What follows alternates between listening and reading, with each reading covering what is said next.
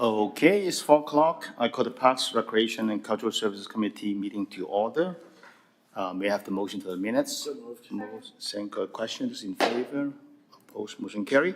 So the next meeting is scheduled on July 17th, 2024, at 4 o'clock, the same place. Is there any addition or changes to the agenda? Seeing none, so we'll go along with our agenda. So we have the two delegations. The first one is on the pickleball courts in Richmond. So we would like to ask Mr. Farrell and Mr. Yan to come forward to make your presentation.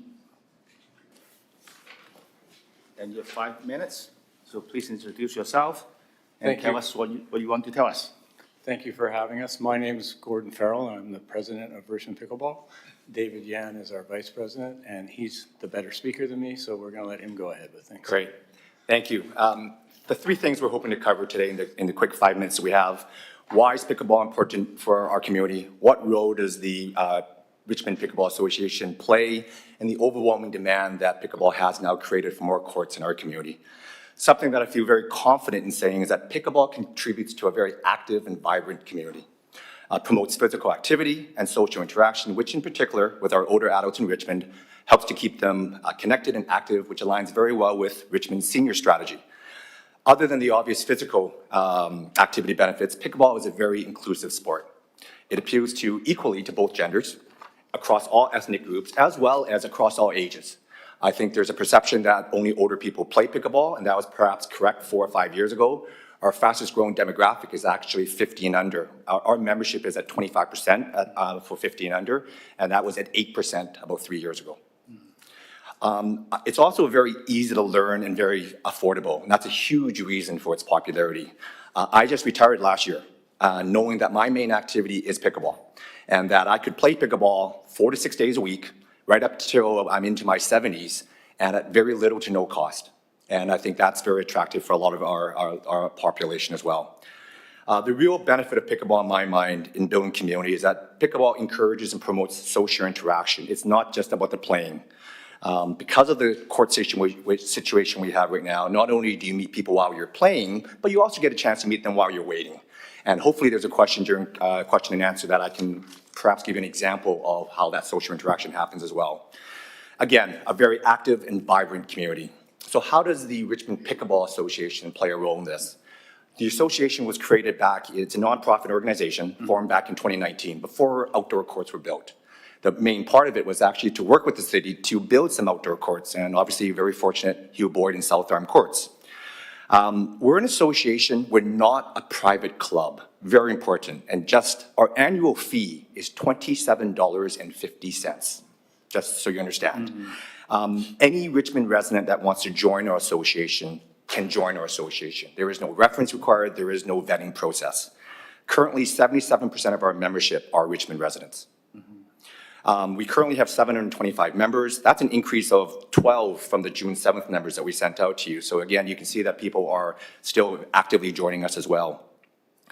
As an association, many of our board members, but also our members, we coach and educate newer members, but also the public players that come to the courts. We will teach them how to play pickleball if they don't know how to play. We'll go through the rules with them. We will teach them how to do the rotation basis, which is very different than other sports that are out there as well. We're very fortunate. We have a terrific relationship with the city, primarily working with Manny Hadfield and her team. As a result of that, we don't go to the city every time there's minor little issues that happen at the courts. I'm not just talking about people-wise, but just little enhancements that need to be done. So as an association, we make these enhancements. We pay for it, we create them, such as we purchased the gates to stop balls at the court entrances. We built benches at the courts. We built the paddle racks that are currently at the courts at a cost of about $1,000.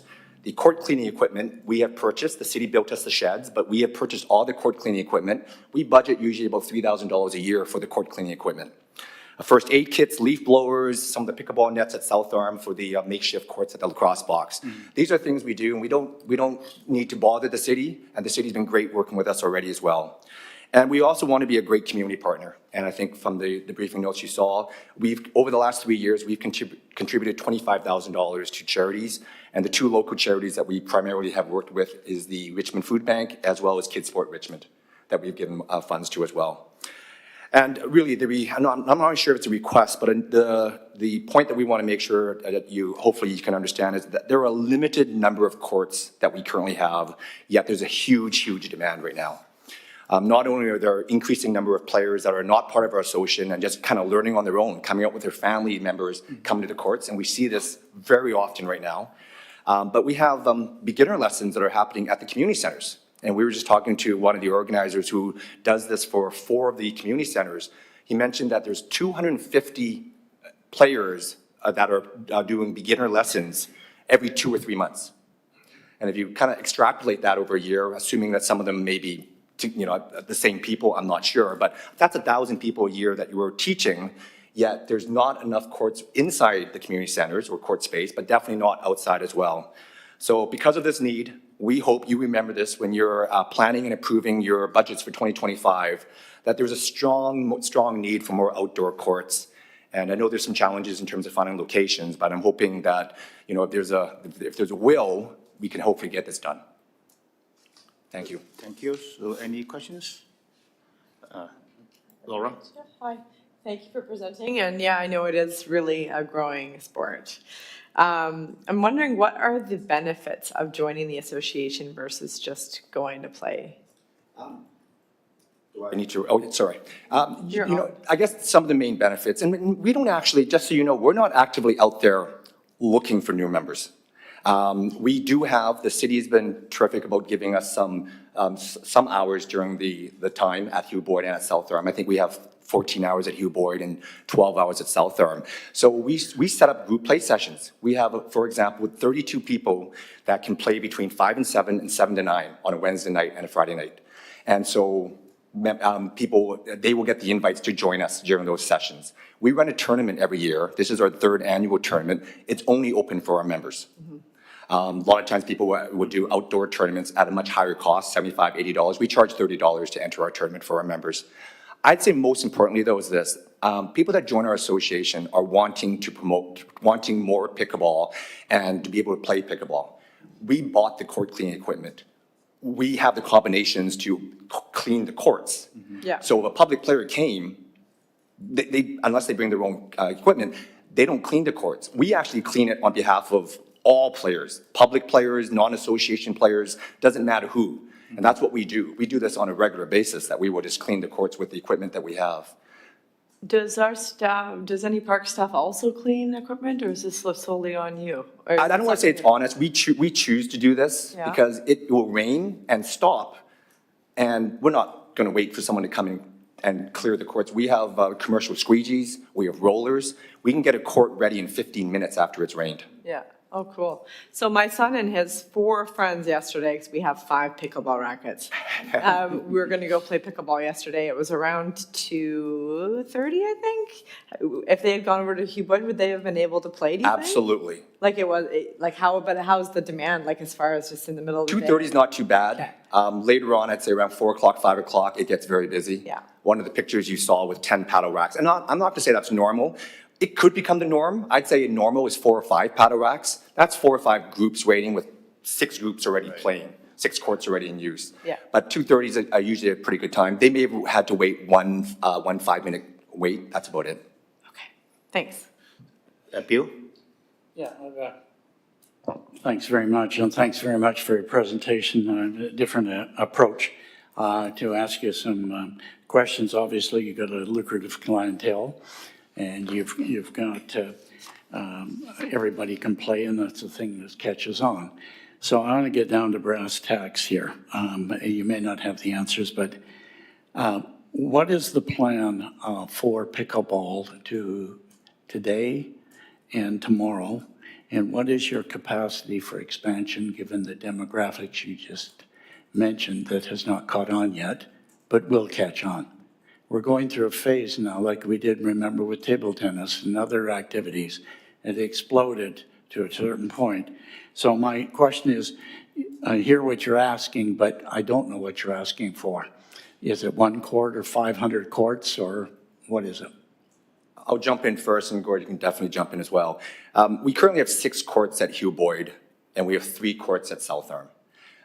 Our tournaments, for example, we've been fortunate enough that this city's permitted us to use the tennis courts during the days of the tournament, because you need more than 6 courts to hold a tournament. And it's unfortunate we have to inconvenience the tennis players, but they've been very good about it as well. So our request is that with the demand we have right now, you can build, in my mind, you could build 15 new courts around the city. Some closer to Cambion, number 5, some in mid-central Richmond, wherever it is. We'd love to see one location with about 9 to 12 courts. We can have an event. Hugh Boyd right now is not the ideal place for an event because of some of the neighbors that are across the way. They've been terrific, and I mean, the city is the one that gets more of the issues that pop up. But before the tournament, we gave out gift cards and a letter to all the neighbors, and I think they appreciated that as well. But you can build 10, 15 new courts right now, Bill, and I'd say probably you still don't have enough. Okay, I'm going to follow up, if I may follow up on that, having somewhat been involved in this work. I'd suggest also you put your request onto a sports council and on their master list. But my question is, where would you like to see the courts and how many courts there are? Like what is, obviously what you basically said, you don't have a plan right now, okay? How many will you put in Hamilton? How many will you put at King George Park? How many you put at South Arm? To say this is what we can do for pickleball. And the grand total is, like you said, we can never fulfill your need. Right. Okay, but Understood. there may be an amount that we can work towards. Okay. And then because the list of sporting facilities is no-ended. So that's what I was Sounds looking good. for. And you may not have it today, but I hope you would have that so that we can say, yeah, pickleball, Sports Council's got their own facility task force, and they know exactly what they're doing, and submitted it. And we know how many tracks we need. We know what we need. That's how we built Hugh Boyd Park, for example. So I would hope that through the chair would come at another time, but I think we need a syllabus, a demand, as opposed to, yes, okay, 9 to 12, okay, what does that look like? Where do you think it would be? And then we have to look and see how much it costs and whether it's feasible. You're competing with tennis right now.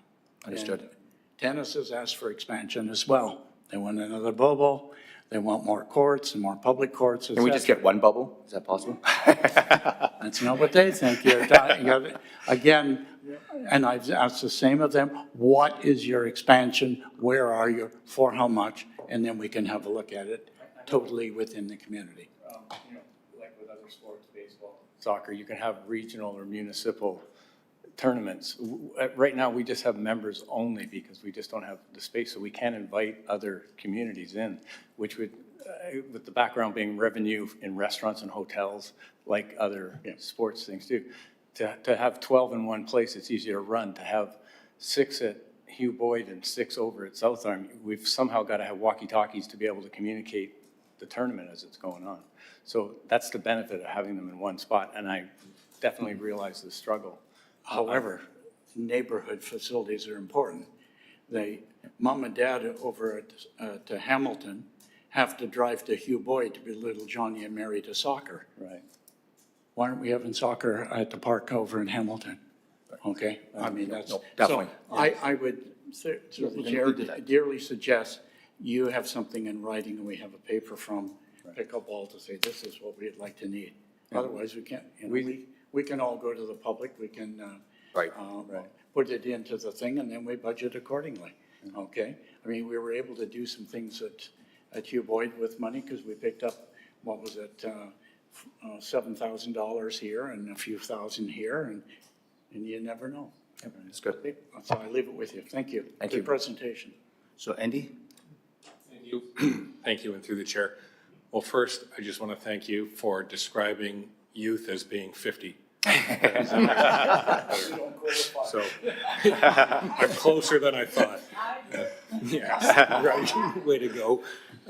But just 2 quick questions, because a lot has been already discussed. But One thing that you mentioned were activities and that kind of social connectiveness, and I think that's really important, and you said you had a couple examples, which I'd like you to elaborate on, because one of the reports we just had go through committee and council was the wellness report, and I think Councilor McNulty, you were commenting on the number of people that were, you know, lonely and feeling isolated and that kind of thing. So these kind of activities are not just great for your physical health, but also your mental health. Right. So just with that, if you could comment on Definitely. kind of the greater pickleball wellness that Definitely. it has for the community, especially for us old people over 50.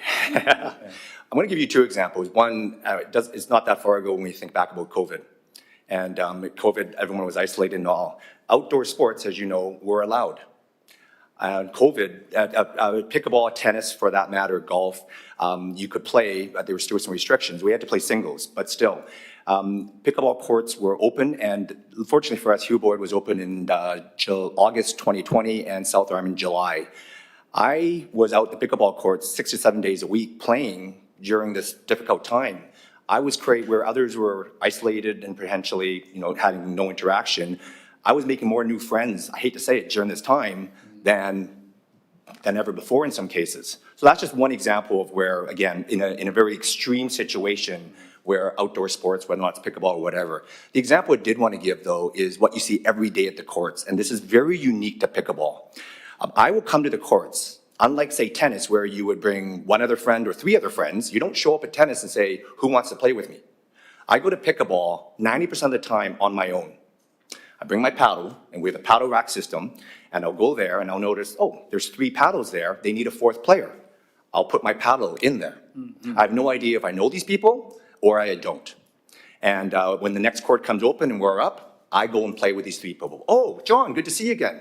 Oh, you too. Oh, you're new to pickleball. Do you understand the rules?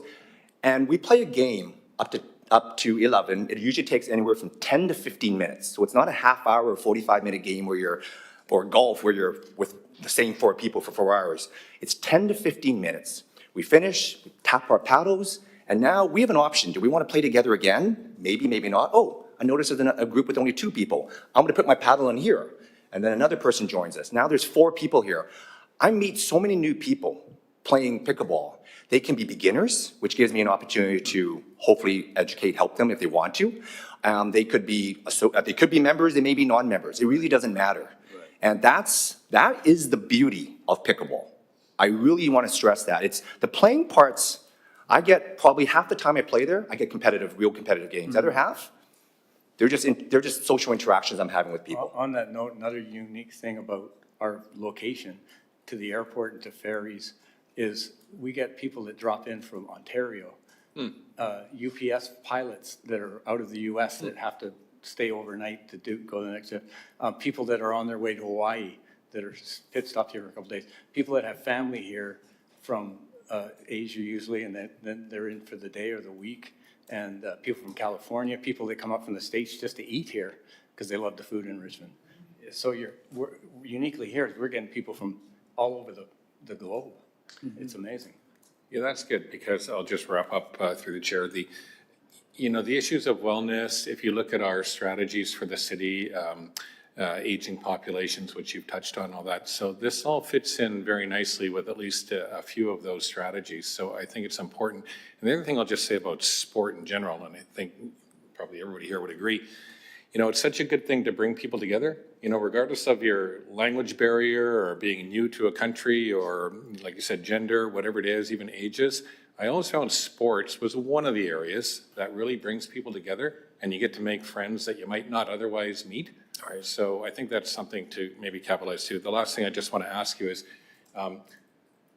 courts can be cross purposes, like tennis and pickleball, obviously, you can have the lines. So there might be some other things that you can have multiple purposes for the area, but are there any indoor pickleball courts in Metro Vancouver, or is that just? There is a private facility that just opened behind Ironwood Mall.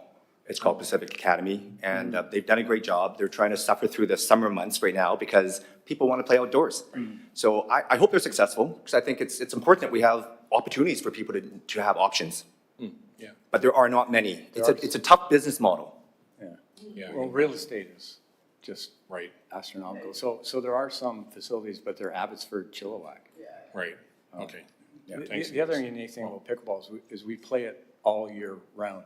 Unlike, tennis will get a soggy ball. I mean, like Dave said, if it stops raining for half an hour, people will be out there drying and cleaning the courts. Play for half an hour, starts raining again, they'll go home and come back if it stops raining again. That's All dedication. winter long. Thanks. Very good. Michael? Thank you. I'll follow up on that last line around indoor courts. I just heard that the Hamilton Community Association spent some of their dollars to purchase netting and I believe portable pickleball courts.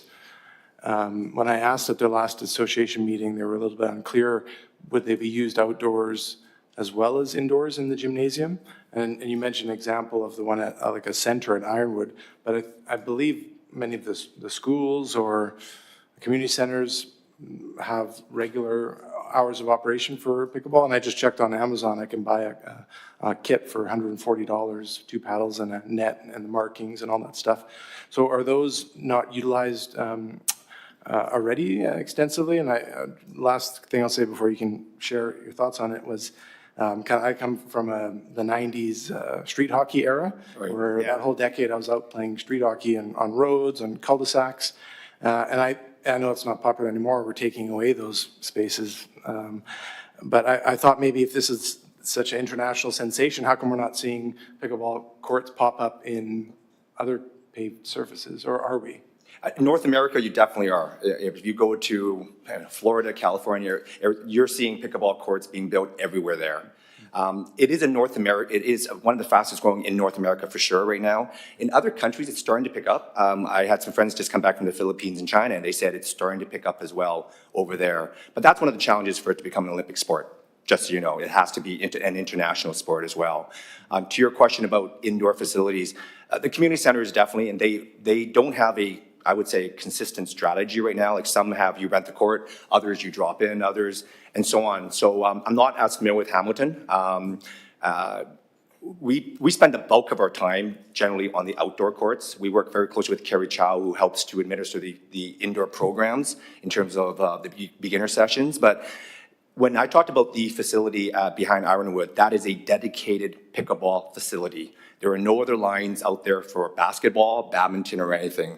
In the community centers, in the schools, one of the challenges is the fact that there's all these lines, which are confusing, and the court surface is not pickleball surface, which is a different type of surface as well. So you're right, you can play pickleball anywhere. You got to be careful with the neighbors, but you can play it anywhere, but you do need to make sure, do you want to play competitively, or are you just hitting the ball around? If you think about if you think about an indoor gym and playing tennis on it, that's kind of what when you play pickleball on it, same sort of thing. The floor is slicker. So when you mentioned other areas in the world where it is popping up kind of everywhere, are they putting in the flooring as well? They're putting the flooring, yes. And again, space as you can imagine, China and all these Hong Kong, they're an island, Hong Kong's an island where it's very limited, but it is starting to create much more popularity out there for sure. But North America is where it's the most popular at this point. And a pickleball court is about a third the size of the tennis court. So when we're at Hugh Boyd, there can be 60 people using the courts, and you'll see 12 on the tennis courts, same amount of space. Great. Yeah. My visual comparison for that is going to Queen Elizabeth Park in Vancouver and looking at the two courts at the same time, how many individuals are playing tennis, which are fully utilized, and then how many are packed in going at it at the pickleball court. I guess my last comment then, if we were to have, you were to organize a tournament, and you said the number was, trying to find here, was it 15 that you would need for a tournament? 12 courts. If we had 12 courts, we could do that's how many courts? Yeah, 12 courts. Okay, and there's no, I guess you'd have to bring, like I look at the kits you can buy, they don't include the flooring. So is there like a portable flooring that you can bring in to create a lot more courts using those kits? The kits you're looking at are just the netting. Well, and the borders. They put the borders, and I have one of those kits. They're not for tournaments. The ball hits it, it veers off. They're not for tournaments.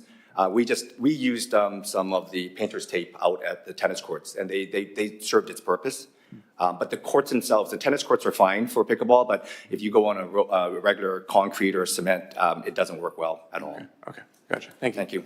Very good. Yeah, this is a very good conversation. Now, I know that your group is in touch with the staff for dialogue, and I would suggest at this point, perhaps have a motion to refer this to staff to follow up and bring back, when it comes to the 2025 budget time.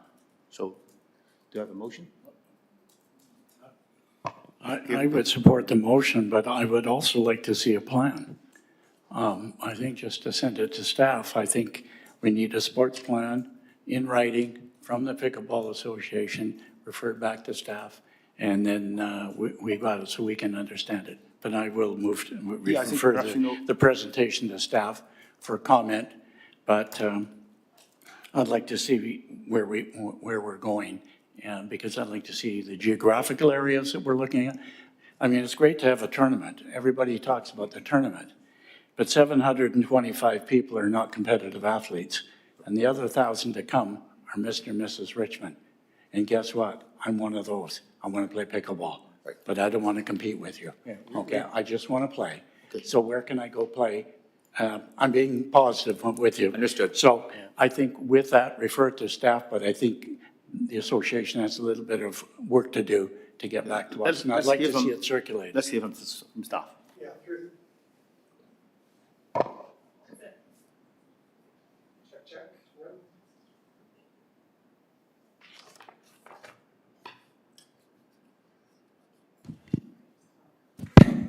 There we go.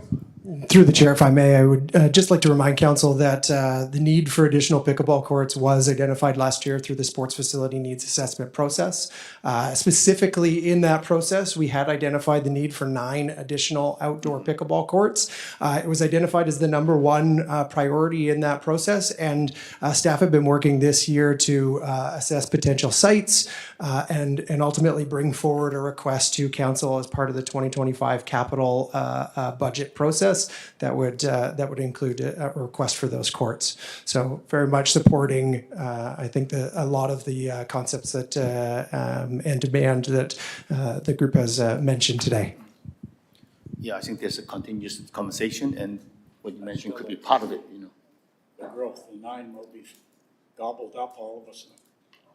Okay, so can I have The 9 will be gobbled up immediately, the 12 will be gobbled up immediately, and tomorrow we need 20 more courts. Where's the plan?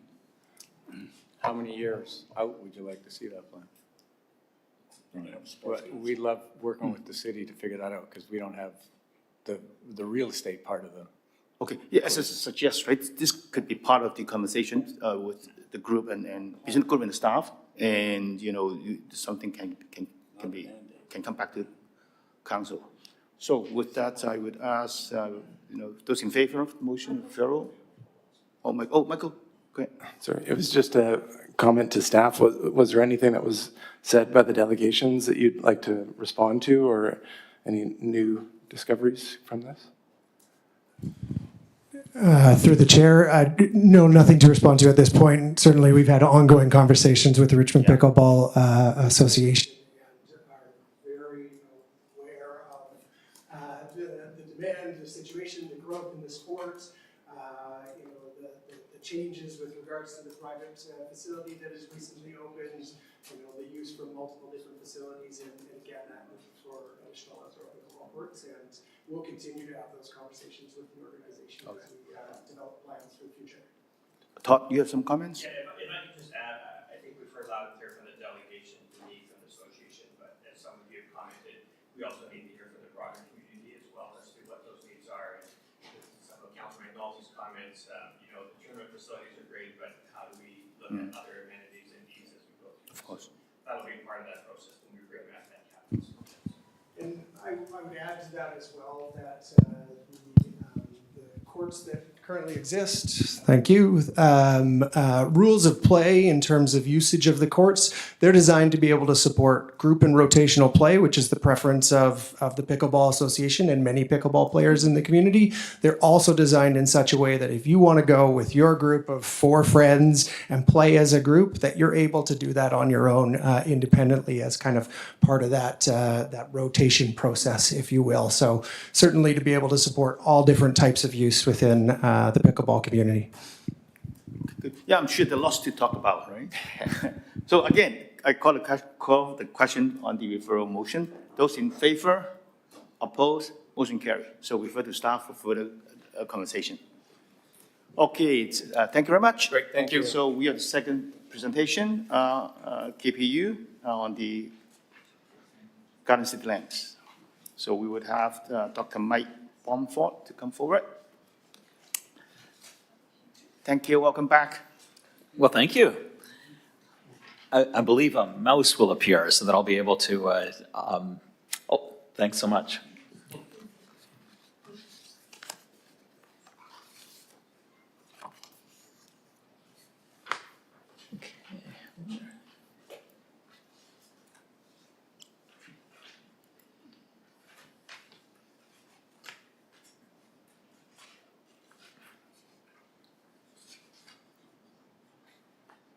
Just scroll up.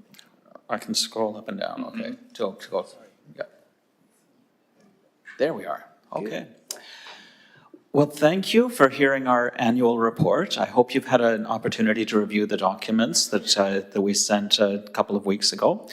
Dr. Rebecca Harbut, my colleague and department chair, sends her regrets. She would like to be here today, but is taking care of a family medical issue.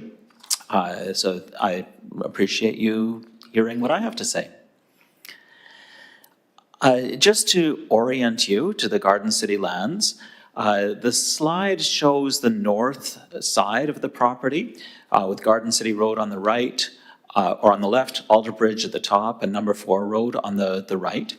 And we have our license area is shown in the center left. So our horticultural crops are growing here. We have field crops and an orchard over here. There's an additional zone, which will be our future license area once suitable fill is found and spread. And there will be a food forest established along the eastern edge of that zone. We have taken interest in a rare species called the Vancouver Island beggar ticks, which has been found in some quantity along the north of this zone, and we want to plan to conserve that particular species.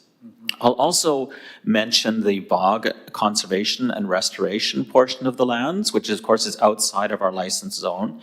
I've been interested this year to discover footings for platforms for a firing range that existed at the site in the early 1900s, and we can see them at regular, 100-yard intervals through that site. And of course, the existence of that firing range has influenced the management on this site, and will probably influence the bog conservation and restoration efforts as well. I'll highlight the production zone. So in the top left-hand corner, we have 3 sliding high tunnels. Each tunnel, so these are simple plastic-covered hoop structures. Each tunnel moves between 3 positions over the course of the year. So we'll move the tunnels in the spring and again in the fall. Each tunnel has a summer position and a winter position. And so last year in 2023, this tunnel was growing cucumbers and ginger in the summer. This one was growing peppers and eggplants, and this one was growing tomatoes and basil in the summer. Over below the tunnels, or south of the tunnels, we have our market gardens where a lot of our production occurs. A lot of what goes to the market is over here. And these 6 plots are on a 6-year rotation. So for example, in 2023, we had root crops down in the southeast. It'll be 6 years again until there's root crops again in that location. A distinctive feature of the site is the dome greenhouse that we use for transplant production. And just north of the dome greenhouse, we've established a teaching garden, a learning garden, to improve our opportunities for interaction with the public. And then east of the market gardens, we have our larger scale production systems. So part of that zone is in cover crop at any time. We have some perennials like strawberries or cane fruits, and we have a newly established orchard that will continue to expand. A lot of our student research also occurs out here. So in 2023, I had a student conducting research with rice over here, another student doing rice and wheat and rye over here. Last year when I came to present, there was quite a bit of interest in the student research projects. And so in this year's report, I actually listed the particular projects and the results from those projects. The images here are just to highlight some of those projects. So Amanda Tam is one of our students who was looking at different varieties of bok choy in an agrivoltaic system. The idea with agrivoltaics is you're growing beneath solar panels, and bok choy is a shade-tolerant crop. So we wanted to see how these how the bok choy responded to shade from solar panels. And you can see some of her plots had solar panels, other plots didn't, and some plots used shade cloth, which would be a more traditional technique for shading bok choy. I had a couple of students who were doing rice research, and what you see in this image on the second from the left is rice growing that's drying in the dome. And so this is kind of an unusual crop for this part of the world. We've been working in collaboration with Mr. Shiroki, who has been growing rice in the Fraser Valley for about the past 20 years. This is Jacob Wen, who's actually transplanting some sphagnum into the bog. And so I've had a number of students interested in research related to bog conservation and restoration. And over here, this is our newly established apple orchard, and we were experimenting with a number of different living mulches in that orchard. So you can see the diversity of living mulches. This was one of my students was comparing in a randomized and replicated design, and I have another student carrying on that work this year. The Learning Garden was initially established with funding from our provost's office. The idea with the Learning Garden is that it's a place where we can bring elementary school students, we can bring high school students to learn about the farm, and it's also a publicly accessible space. We don't really want people walking around the farm when we have equipment moving. When I'm training to people to drive tractors, for example, it can be a dangerous spot. But the Learning Garden is always accessible and open to people, and a number of different ideas are communicated through this garden. So it was established a couple of years ago with KPU funding, and then we received funding this year from the TD Foundation to expand that garden and also to grow implement the food forest that I mentioned, and to improve signage around the site. So really the TD Foundation funding is to enhance our public outreach efforts. In terms of next steps, well, with that funding, we'll be establishing the food forest and adding signage to the site. We'll continue to partner with Richmond schools, bring them out to the site, and of course we're hoping that some of those students will decide they want to become sustainable agriculture students at university.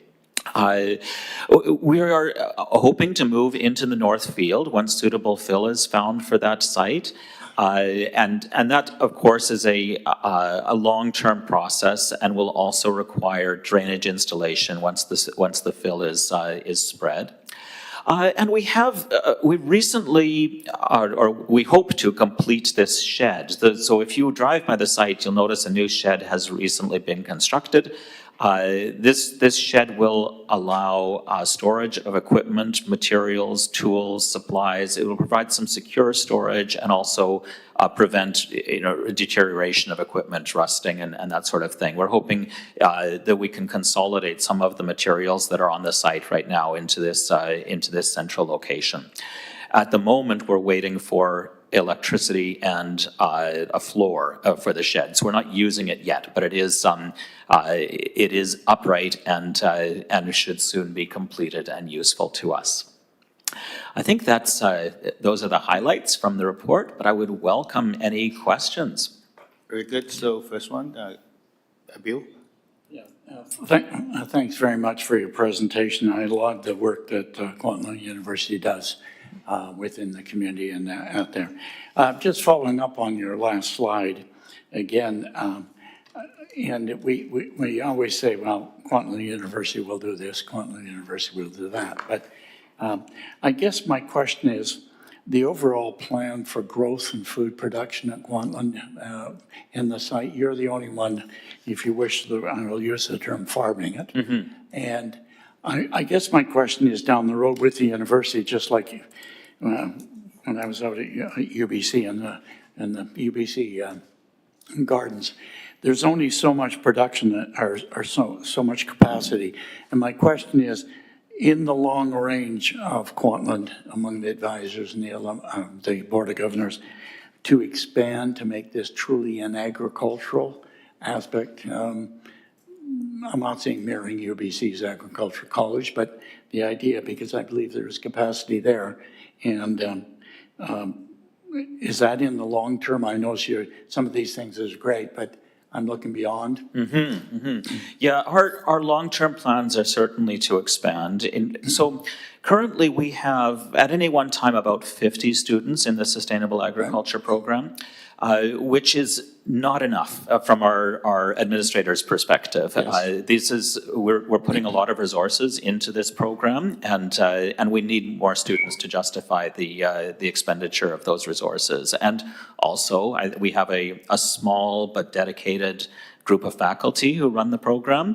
I would truly appreciate an expansion of that group so that I could take a holiday once in a while. Yes, there are certainly expansion plans within the university. We intend to grow the program. We've recently gone through a program review and revised the program quite substantially, so that the structure of the degree is changing, and we're aiming to increase enrollment through this revised program. Well, the approach is actually quite unique in Canada compared to Guelph University or some of the others that I'm a bit familiar with, where I've sent students over the years. I'm coming back to food production there. Is there any focus on, I know you have diversity in food production here, but is there any focus on any food? And I'm thinking especially, I know you do a lot at the food bank, you do that to increase capacity there. Yeah, certainly, we're aiming to increase capacity, and so the shed. One of the things that will be in the shed is a larger cooler, because the cooler itself, the cooler that we have, has we've long outgrown. Honestly, we have so I shared some yield data in the report that you read, and what you'll notice is the farmers market sales have continued to increase each year. Last year, our overall yield was actually down from 2022 and was closer to about 2020. There are a couple of reasons for the reduction in yield, but one of them is that we've lost a number of our wholesale outlets. We had been experiencing considerable growth in wholesale sales through Discovery Organics and through some of the package-free delivery services in town. All of the package-free delivery services shut down in 2023, so we lost that market.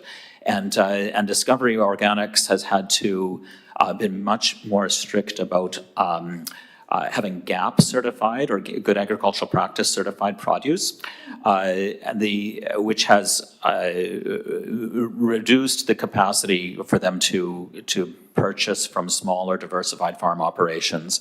The Good Agricultural Practices certification is done a crop at a time. And so we're dealing with about 50 crops right now. It's a very different situation for us to try to certify 50 different crops as opposed to, say, certifying potatoes if we happen to be a potato grower. We are working on selecting crops and having them certified so that we can restore some of the wholesale sales.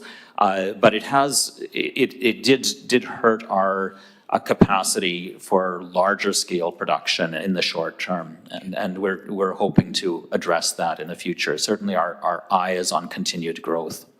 Okay, my last question is, what can the city do to support and increase not only production, what have you there, but also a lobby for increased academic programming for Kwantlen University to have that as one of our flagships within our community. I mean, you are a flagship of a university. I make no bones about it. I've sat in the Alumni Association, UBC, for 30 years.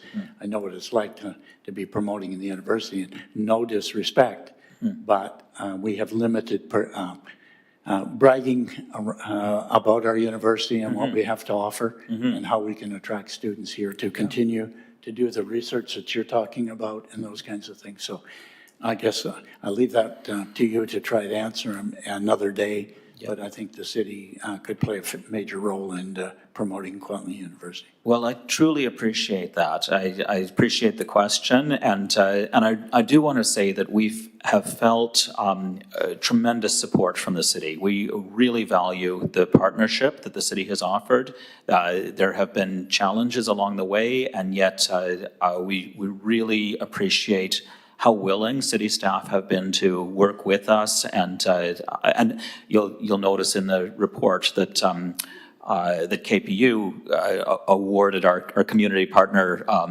award to the city staff for enrichment, because we really do appreciate all of the support you've given us so far, and look forward to continuing in that vein.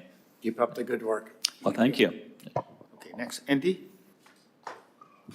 Thanks, and through the chair, well, thanks for coming back again and presenting to us. Just a couple quick questions. With the teaching garden, I know you commented on it, but is that essentially booked up through schools and students, or is that something that's open to the public as well? Yes, it's open to the public. It's designed so that passersby can walk in and just enjoy it. There are interpretive signs there. So yes, it's designed to be used by anybody coming by. But we do have regular school tours there. Both elementary school and high school students come by, and we also have been running summer camps. So last year and the year before, we did summer camps with elementary school aged students in the learning garden. So how many people might go through that in a year? I would guess I wouldn't be surprised if it's in the order of 1,000 people. It's becoming quite substantial. Okay. Yeah. And just on the crops, we obviously talk a lot about sustainability and, food supply and that type of thing and organic crops. But now what I'm hearing a little bit about is regenerative farming. Mm-hmm. So is that something that you do at KPU as well? Mm-hmm, mm-hmm. Yeah, we certainly consider ourselves regenerative. We are certified organic, and we're certified through the Regenerative Association of British Columbia. So regenerative organic is a thing. This is we tie these worlds together, and in fact. It's BACARA, BC Association for Regenerative Agriculture, has been around long before this was a popular buzzword, and we've been certified under that that label. I also was honored to sit on the BC Minister of Agriculture's task force on regenerative agriculture, and so was advising the province on a regenerative agriculture strategy for most of last year. Sure, and that's fascinating, yeah. But organic and regenerative don't necessarily have to go hand in glove, right? They don't have to, but it's a Venn diagram, right? Sure. Yeah.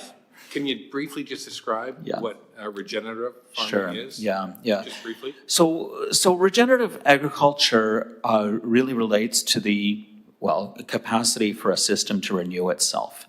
There has been a strong emphasis on reduced cultivation systems, on systems that maintain and improve soil quality, which of course has also been part of the organic conversation.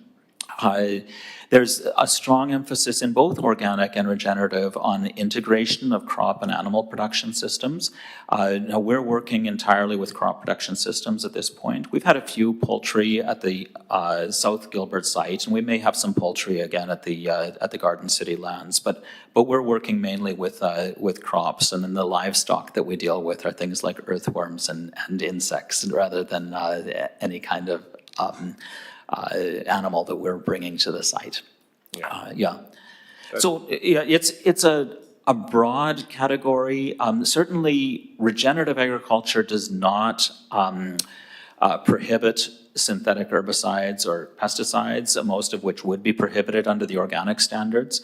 But I think it is fair to describe these ideas as they can be described by a Venn diagram. So there's a certain overlap. There are certainly people who are organic and not regenerative, and people who are regenerative and not organic, but there are also folks who are both.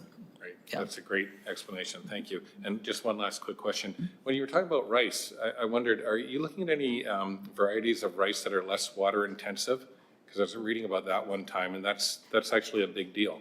That is a very big deal, and that's exactly what we're looking at. So the varieties of rice that we're growing were selected by Mr. Shiroki, who is native to Japan, came over here as a first-generation immigrant, worked for the government for many years, and then decided he was going to get into rice farming.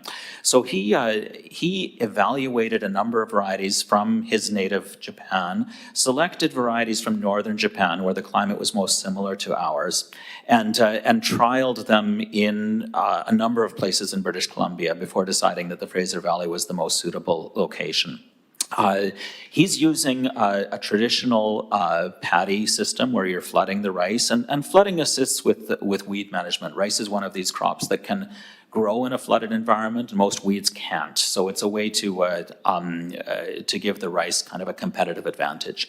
But whenever we're dealing with flooded soils, there's a problem with methane emissions. If you have an anaerobic environment, then it releases methane. And of course, flooding also requires a lot of water.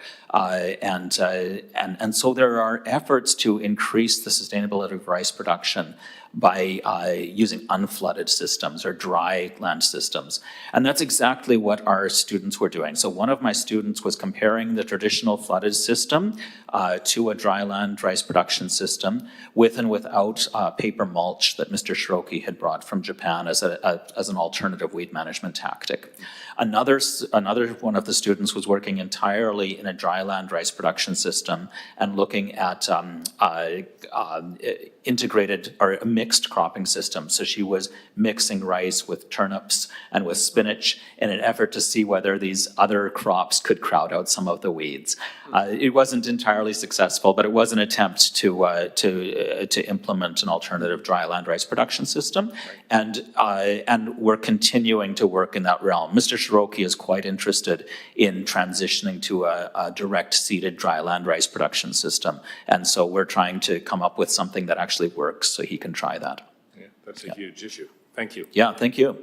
So next, Laura? Thank you through the chair. Thanks for presenting. I always love to hear what's happening at the Garden City lands.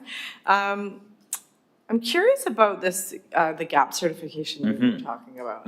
So you're certified organic, but they won't buy from you unless it's GAP certified. So they're holding this GAP certified ahead of certified organic? Yeah, so Discovery Organics prioritizes organic product, and so really everybody they were buying from is certified organic.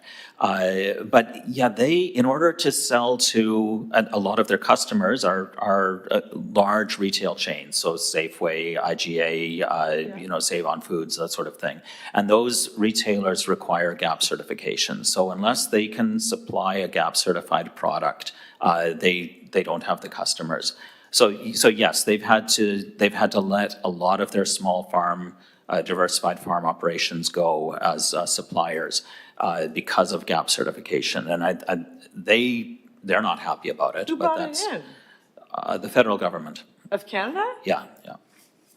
So, but which certified organic farms in Richmond would be GAP certified? Probably none.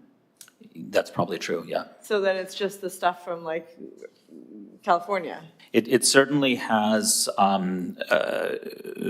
it has benefited larger scale or consolidated growers, people who have fewer crops to work with, yeah. Oh, that's so upsetting. Okay, just another question. Okay, a happier question. The living mulches, I just have to ask, I could ask you, not in this meeting, but I'm too curious. So does my creeping buttercup in my blueberry bushes count? And I can tell my husband that I'm not just being a bad weeder, that I'm doing a living mulch? Sorry, what's growing in buttercup in your blueberries? Is it shallow rooted enough? I don't think so. Okay. I think it's probably going to compete with your blueberries. Okay. Yeah. Darn it. So, no, I treat buttercup with great caution. It's awful. It really is, So just more like shallow rooted flowers? Yeah. So we've actually been experimenting with purslane, which is another. Well, I have that, so You do. Everybody does, but it's a nice shallow rooted crop that that's seems to. It doesn't compete with a lot of other, particularly perennial crops. It causes problems for us in our carrots, where we have direct seeded, a small seeded crop. The purslane gets way ahead of the carrots, but with blueberries, I think that purslane might be a really nice thing to try. Yeah. Thank you. Yeah. Michael? Thank you. Through the chair, just a few more question areas. First one, there's nothing in the report around dieback of perennials. Did you experience any major dieback of the berry bushes or anything? Due to the unusually cold spring. No, we haven't. We've been fortunate that way. We've had other problems, but not dieback of perennials, yeah. Okay, yeah, because we've had some approvals where people say they can't grow the blueberries, so they need to put in a whole layer of fill and then grow blueberries back on top of that with a lot of irrigation work and stuff, so. Anyhow, what about rodents in your greenhouses? Has that been an issue? Yeah, we've certainly had problems with voles in the high tunnels, and particularly, so we have a pond where we've created swales so that water flows off of the high tunnels and into the pond. And the tunnels that are closest to the pond have often suffered vole damage.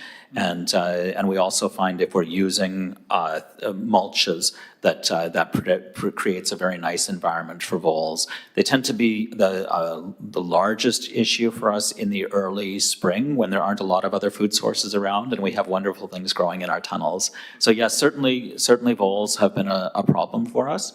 And then we also have a problem with both mice and rats in the dome, and we've had to trap fairly aggressively, and they seem to move in phases. This past year hasn't been as bad as some, but yeah, there are times where we have to pay attention to that. Just for moles, voles, and mice, voles, and rats, as you mentioned, would they be prevented if it was a continuous concrete flooring? Oh, no, I think they would be quite happy in continuous concrete, absolutely, yeah. I mean, the voles might not like concrete. I would say the mice and rats would be very happy with it, yeah. Okay, yeah, we approved one last night for someone to put a continuous concrete flooring on a greenhouse. The other question or comment I had was around the mowing plan. I thought that was really interesting, how you're working with the city instead of the blanket mowing program. You're being more strategic and educational on the locations, so that's great. I also really was fascinated with the page on bog restoration, showing a picture of a rifle range, and thinking about the work that you do with your students, where 100 years ago, the people were lining up to shoot in the structured location like you see here, and you identified on the map what I recall walking over, being like, gee, wasn't there one of these things like a few 100 meters back? And so now you've completed some of the puzzle that I was wondered about. The last thing I wanted to mention was the bog vegetation survey that you've done. You include a number of native and exotic invasive species. I assume you have a full list? I do, yeah. It would have been too large a graph to show everything. I'd love to see that. Yeah, I would love to share it with you. Okay, yeah. thanks. That's all. Thank you. Well, once again, thank you for the presentation, and from the discussion, you can see that there are lots of interest in the KPE project. Absolutely, Now, yeah. personally, I particularly thank you for the inclusion of student research in your report, because, I'm very excited about what you are doing. And one of the original vision is that KPU will become a leader in research, in this area. So I'm very excited about, what you have done. Now, I have an odd question. When I look at this list of the projects, I noticed that 5 out of 8 were conducted by Asian students. And that leads me to think that, in the general impression that most Asian parents would send their kids to business schools, not a farm school, right? So this is kind of a surprise to me. So my question is, any comments on that, or, in the number of students that you have, what's the percentage of Asian students? It varies from year to year. So last year, we had, I'd say, an unusually large proportion of Asian students, and they were a mix of domestic and international students. So we had a student from the Philippines, we had a student from Vietnam, we had a student from Taiwan, and then we also had several students who had grown up in this area, and they were of Asian descent. Yeah, I would say this year, it's not such a large proportion. So it really, it's hard to spot a particular trend in the ethnic background of our students. Okay, Yeah. just an observation. Okay, so thank you for the presentation. I don't see any further questions. Okay, thank you. See you. Well, thank you all for your support. We really, really do appreciate it. Yeah. Okay, good. So now move forward. That's part of the agenda. Okay, number 2. Okay, number 3. Rebecca, what do you have to say about the boat restoration program? Hi, I have nothing further to add to the report, but we do have a delegate from the Britannia Shipyard's National Historic Site Society Board who would like to say a few words if that's a possibility. Why not? Okay. Can we ask questions first? Maybe. Staff? Okay. So, I'm happy to answer any questions. so Bill, you want to ask a question? Yeah, thanks very much for the report. With great interest. I guess the first question I have is the staffing at Britannia. I understand it's only 1 year. And my question is, why have we not got a report to look at moving it down the road? If we're going to adopt a report like this, we're going to need staff there for more than one. Through the chair to Councillor McNulty, we are currently halfway through the first year of the existing additional level. And in this report, we are requesting an additional level for 2 more years. So that would create a 3-year sort of pilot of this program for us. In the overall plan, if we're going to maintain it, have we looked, again, coming to planning, to permanency, that we would have somebody looking after this on a full-time basis? Through the chair to Councillor McNulty, this program has been discussed for many years, and I think there's more detail that we can flesh out, but should council direct staff, we could certainly submit an ongoing additional level for the position, and as the program evolves, if there's a need, we could put in a request for additional budget if that happens down the road. Yeah.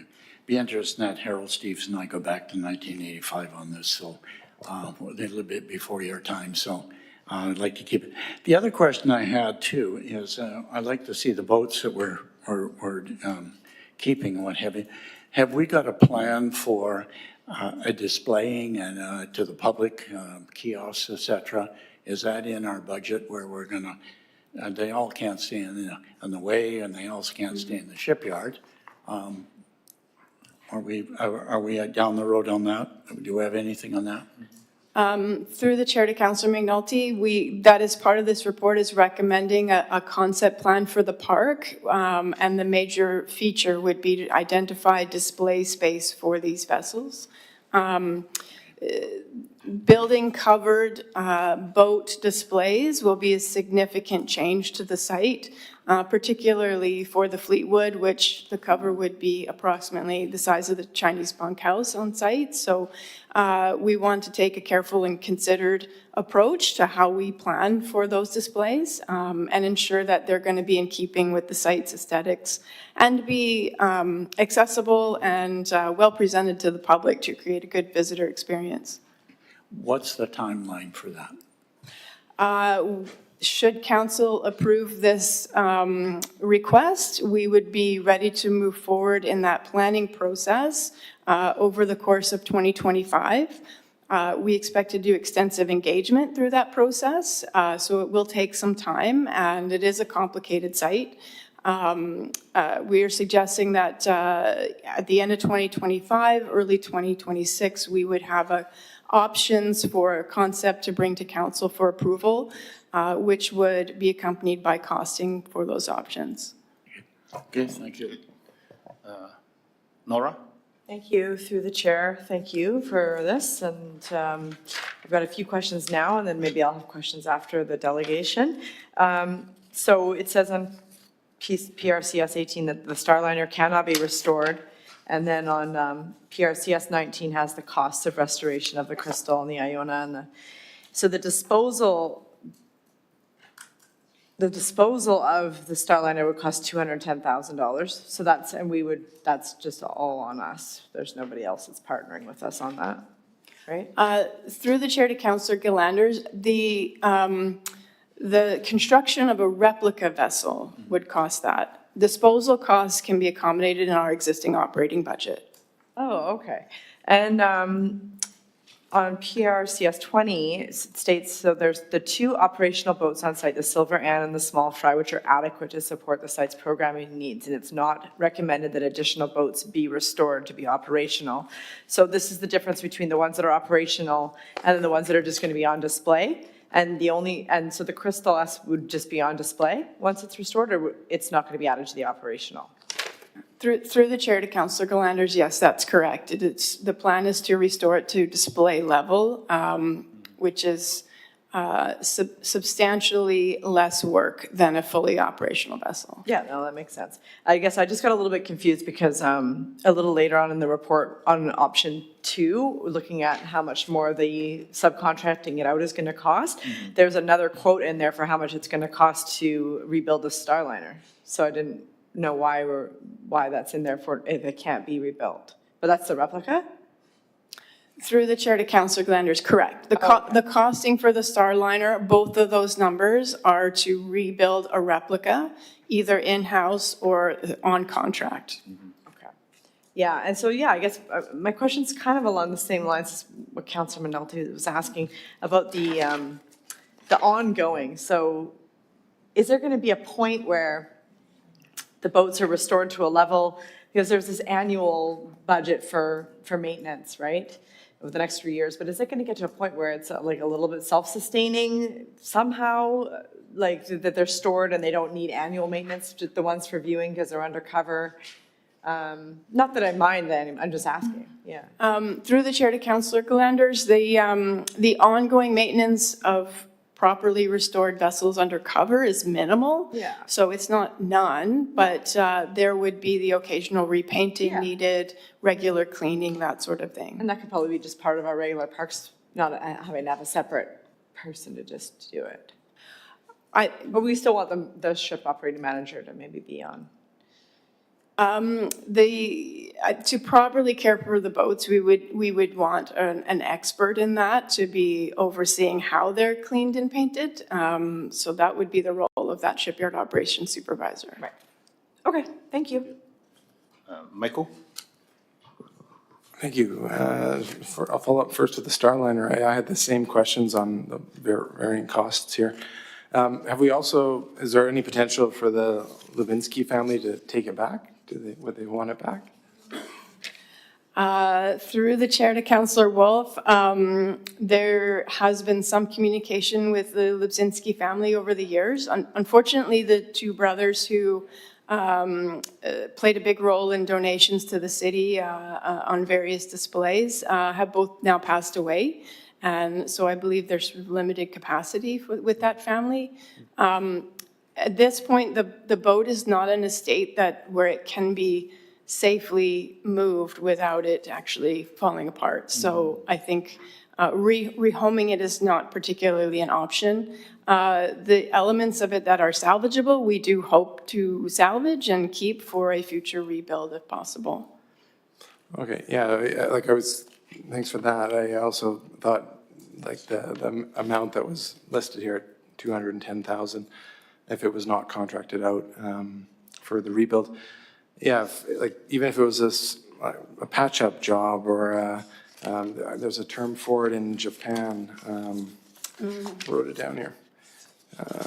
Where the kintsugi, where it's a traditional repair method where they typically use for pottery, but you'd fill in gaps or cracks to give it stronger, more beautiful appearance. And if it's for display only, maybe there's just sections of it that can just be filled in and not meant to make it look like it's a real wood material anymore. But anyhow, regardless, you've got some plans, and I support going ahead with the scrap and retaining what we can for some potential future display or rebuild.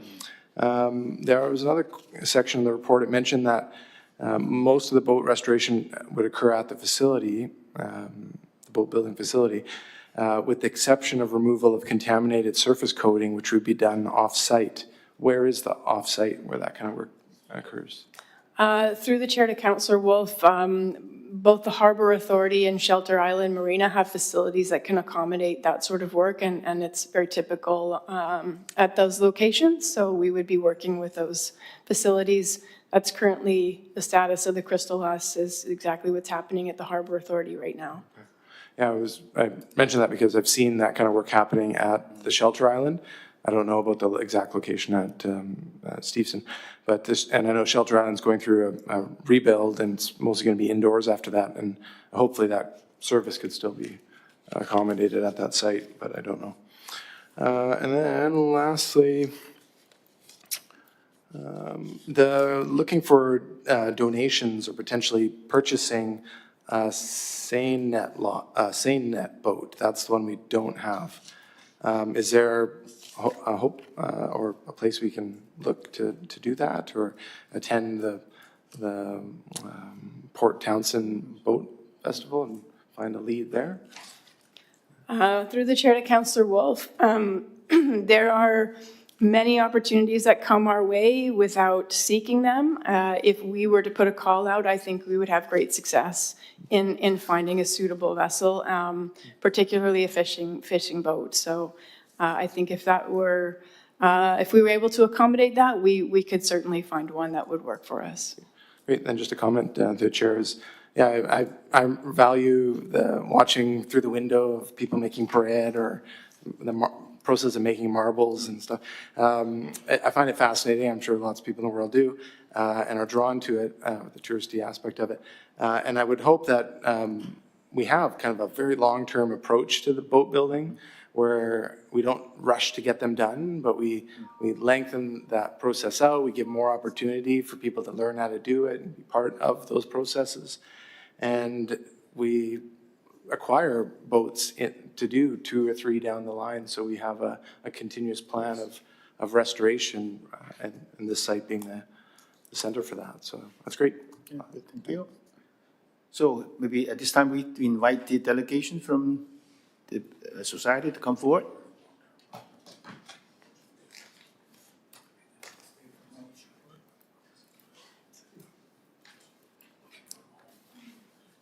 So thank you.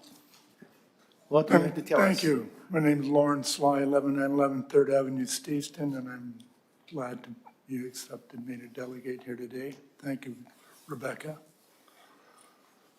I'm going to take a minute, if I may, just to go over our board. But just before that, I've been involved with Britannia's site since the 1970s when but my old boss, Ted Lorenz, sent me to meet Mary Gazettis at the Hyatt House on Sea Island. And that was the birth of Britannia. Okay, and that's longer than some people in this room have been alive. So, not you, Andy. Yeah, so I've been involved for many years. I got uninvolved after the 70s because I was forced to go to that first meeting. I got re-involved upon retirement and got forced into going by Harold Steves. Fair enough. I forced Harold Steves to come back in when he retired, and he's now our current chair.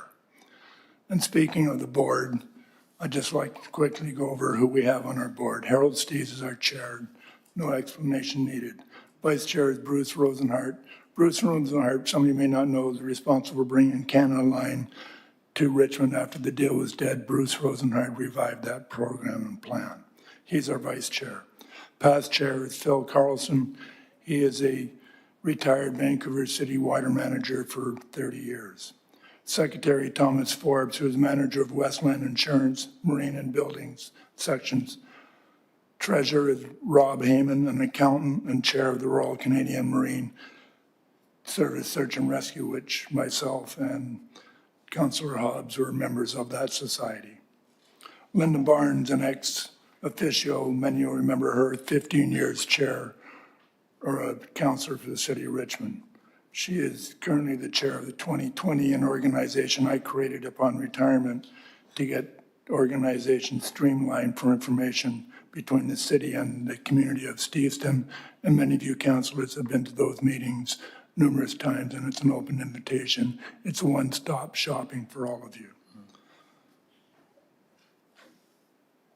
Cherry Chong is an ex-officio for Tourism Richmond. Linda Barnes is an ex-officio for the 2020 group, which she currently chairs.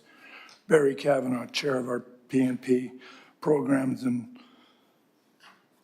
Planning Committee, and Barry is co-chairing with Barb Belushi, who is a City of Vancouver retired Vancouver police constable who was on our board, but got tired of the BS and moved off the board over to the committee work where she's much happier. Cherry Chong, ex-officio for Tourism Richmond. I think many of you know her, and she's been a welcome addition to our board as well. Barry Kavanaugh is chair of our P&P committee, who has restored numerous historic buildings, including the St. Netloff, which is at the Britannia site there. Originally, the first meeting I went to, they wanted to remove the roof and spend $1.5 million on repairing that. I'd said they could not repair that roof for $1.5 million. It's a brittle asbestos roof. It would be torn apart, and you could never possibly save that roof. Get a 5-gallon pail of tar the roof, and for $750, half the suggested price, fix the inside, which Barry did for $750,000 and saved the city $1.5 million. Fraser Roberts is the chair of our Maritime Festival Committee and has been doing a great job for the last number of years for our Maritime Festival. We have a few, I'm a past chair, 3-time chair of the society because we have a hard time filling that position at times. And he is also one of those past chair members of our society.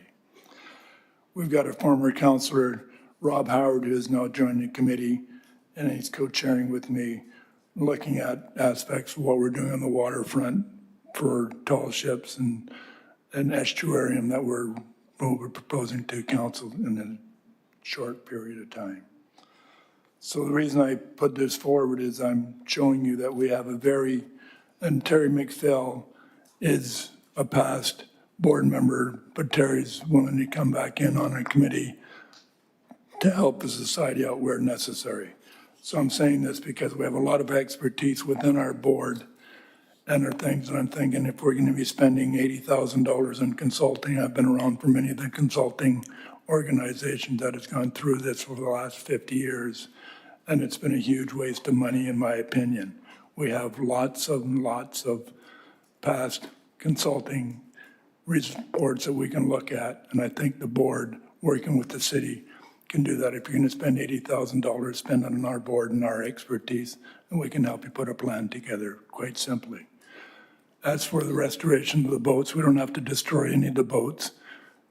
Mystic, Connecticut, the favorite boat, and I've been there twice, once with Marie Fenwick, who's sitting at the table here.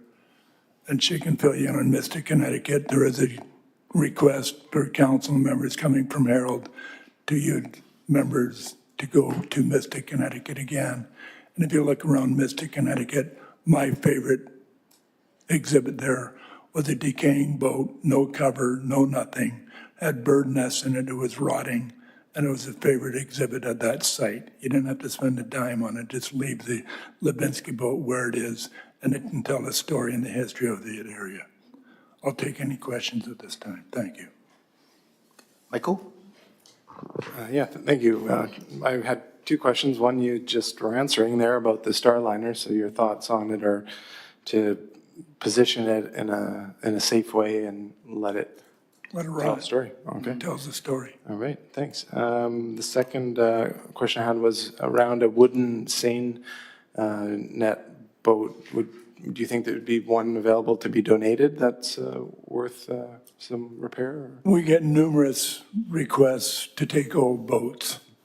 I'd be cautious, and I'll use what's my favorite boat down there? My favorite rotting boat down there is the old tug. And that's going to become a liability soon because it's going to sink at the dock. It cannot be restored. It cannot be fixed back to a property area. And the Masters, what did I say? The Masters is, right now it's lipstick on a pig. It looks good, it's painted, but it doesn't really fit the scene. And it's going to, at one day, probably sink at that dot, and that's going to cost the city millions of dollars to replace that, remove that boat. Okay, good. Any further questions? Okay, seeing none, thank you for the presentation. Thank you. Now, staff recommendation. So, do I have a mover? Bill?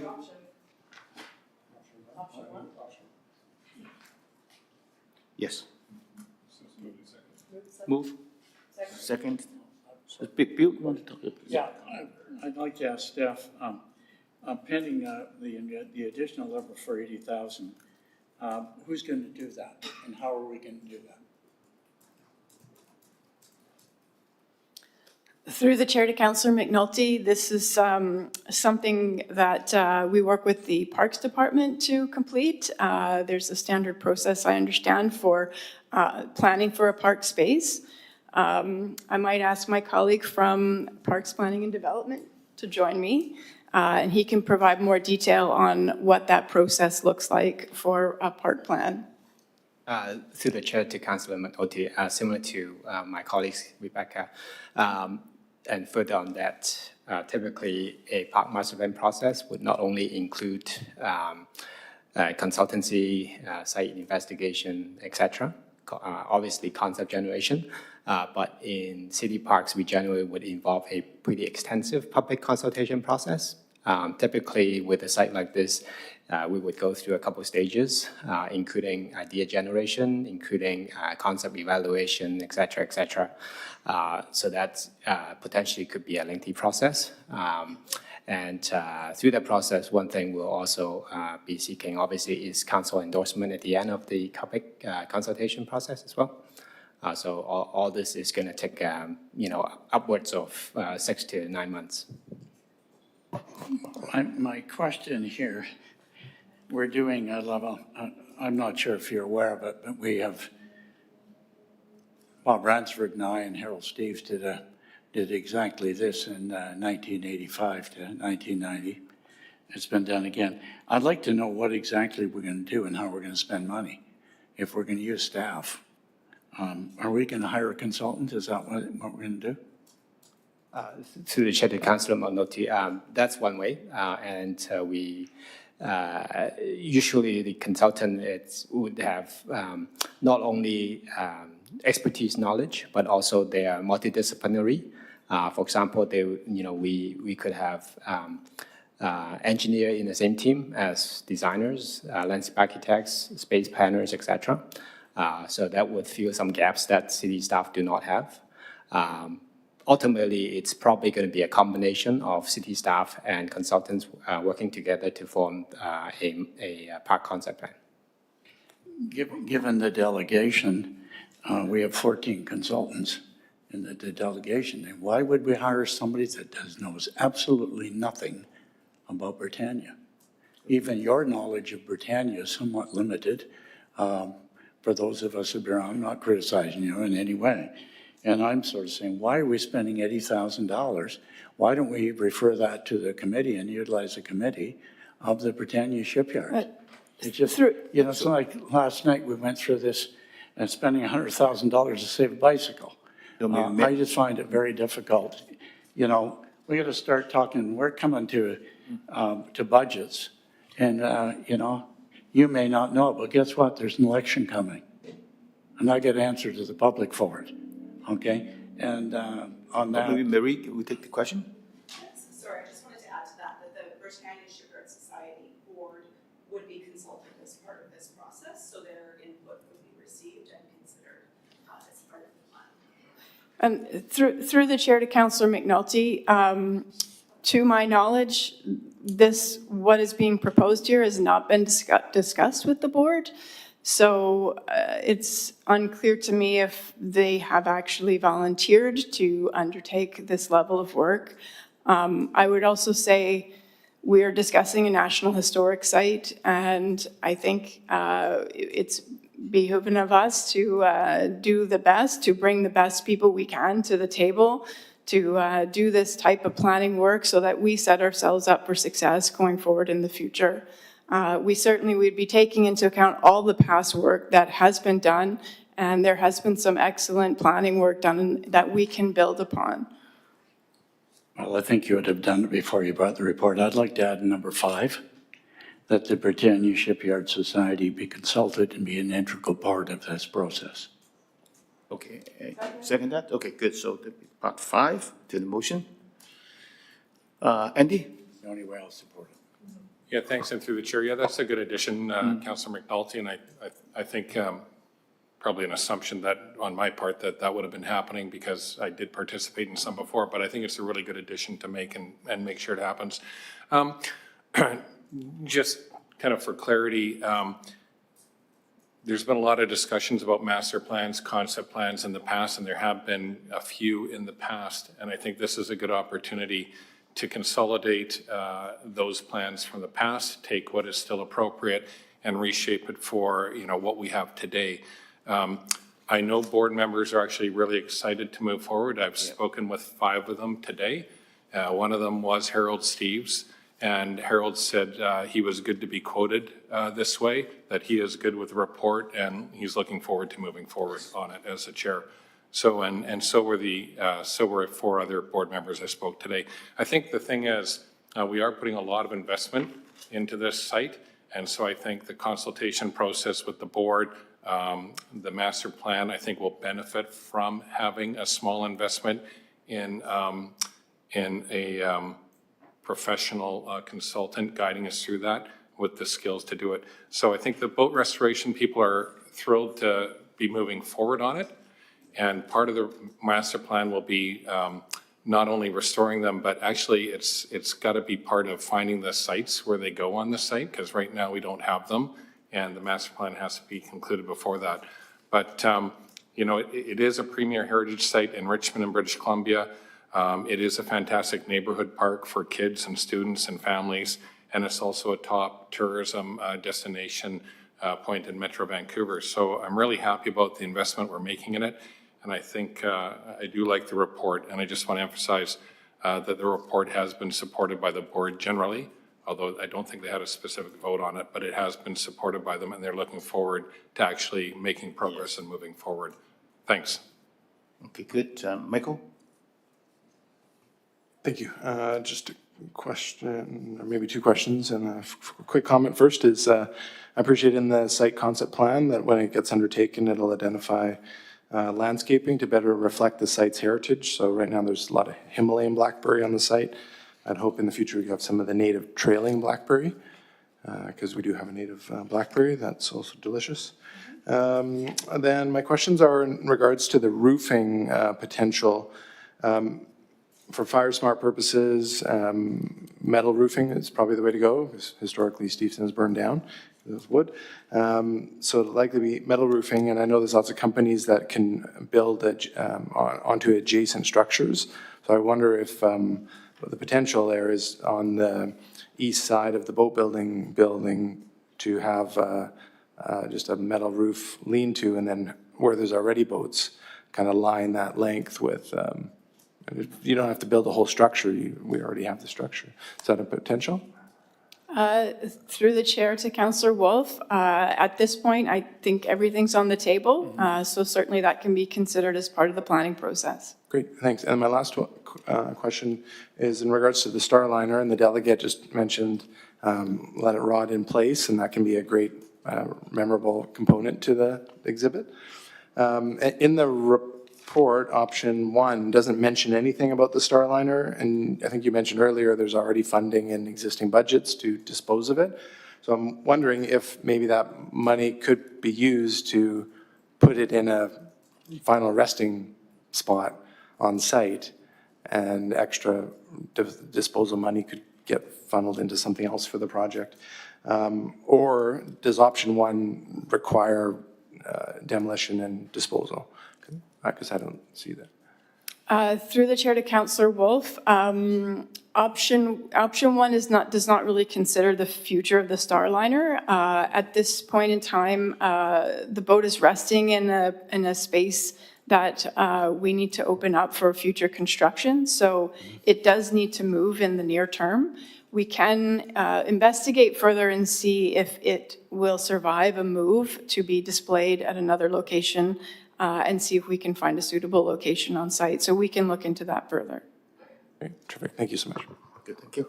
Now, before I call the question, I would like to emphasize that I personally would like to see this moving forward sooner than later. I think this has been a vision for many, many, many years, right? And the work for many, many people. So I think this is time for us really to do something more concretely so that we can move forward with the project. And it's not always a concept or a master plan. It's really moving forward, some practical going. Okay, so with that, I will ask for the call the question. Those in favor? Opposed? Motion carried. Thank you very much. Moving forward to item 4, Richmond Art Strategy 2025-2029. So anything you want to say about the report? Any questions, comments? Move the report. Move and seconded. Okay, so it's on the table. No questions, comments? So I call a question. Those in favor? We want to go home or something? No, we're in closed meeting. Is this the $75,000? Is this the report that I'm looking for? Through the chair to Councilor McNulty, I think you're thinking of the arts facility. Yeah, when's that coming? And that work is underway. We're expecting to start engagement on the work in the next several months. So this is the art strategy update. Update, that's right. Okay, thank you. Okay, now I'm. Okay. So the question is in favor, opposed, motion carry. I know that is not, manager's report, so give a motion. Oh, okay. Michael? Yeah, so I was just in prep for this meeting, I was just looking through some papers on Parks Rec stuff. Does staff have any updates on McDonald Beach? Specifically, I know there's the Ferguson Way being constructed on with the YVR, and there's some access issues. And I was reading into some dialogue with a member of the public, and I'm trying to understand the access to McDonald Beach, that road is that somehow a park road and is maintained differently as opposed to other public works roads? Because it seems to be patched up as just pothole fill instead of just like a pavement that we would put on other roads. Through the chair to Councillor Wolf, I'm not sure about the ownership of the road, but I'm aware of construction in relation to the access there is due to YVR conducting some upgrading work with the dike, which belongs to the YVR. ownership. So they are in construction in terms of that right now. Okay, yeah, so as far as I know, some of the users who go there every day with their dog, there's some other issues I'll just bring up, and it can come back in a memo or maybe a manager's report at the July meeting. Things related to the erosion of some of the main used trails that are on the waterfront side. With the splash of the tugs, it's eroding the bank and is making it more treacherous. The grass cutting, like, is it a 3 time a year type of thing? The blackberries have taken over many of the old back trails that I recall using in the past. So yeah, I'm just, and then there was something in the dialogue as well around the floating dock, and that there was back in April procurement of its construction. Is that started yet, or do we have a plan? Just because it's heavily used in the summer, so are we going to make it out of use in the summer, or will it be ready? Right. Thank you. To the chair, to Councillor Wolf, yes, if you require us to do a memo, we can certainly include this information in the memo and transfer the information. Perfect. That's all. Thank you. Thanks. Well, perhaps, it's the direction to staff that you come back with us, come just for the memo, okay? Yeah. Yep, this direction. Okay, with that, move adjournment. So it's adjourned. Now we go to the closed meeting. Okay.